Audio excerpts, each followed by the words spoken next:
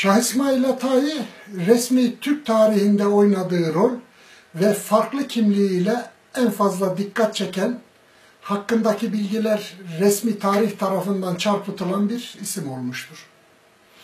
Tarikat şehliğinden bir imparatorluğa yükselen 37 yıllık kısa denilebilecek hayatında ordulara hükmeden bir komutan olarak askeri kimliği ve 500 yıldır Azerbaycan, Orta ve Doğu Anadolu'da hala dilden dile dolaşan şiirleri söylenen bir kişi olarak karşımıza çıkmaktadır. Şah İsmail'in bir edebi bir de siyasi olmak üzere iki kimliği vardır.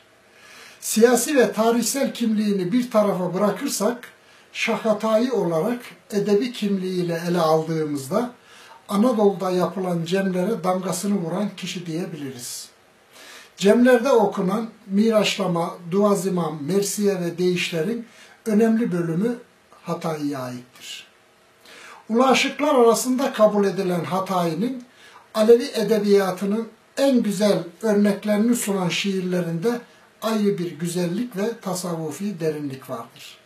Şah Hatayi mahlasıyla söylediği şiirleri Aleviliği anlayıp kavramada son derece önemli bir materyal işlevi görmektedir.